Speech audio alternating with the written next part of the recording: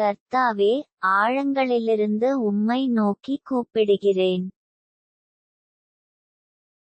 ஆண்டவரே, என் சத்தத்தைக் கேளும். என் விண்ணப்பங்களின் சத்தத்திற்கு உமது செவிகள் கவனித்திருப்பதாக. கர்த்தாவே, நீர் அக்கிரமங்களைக் கவனித்திருப்பீரானால் யார் நிலைநிற்பான்? ஆண்டவரே, உமக்கு பயப்படும்படிக்கு உம்மிடத்தில் மன்னிப்பு உண்டு.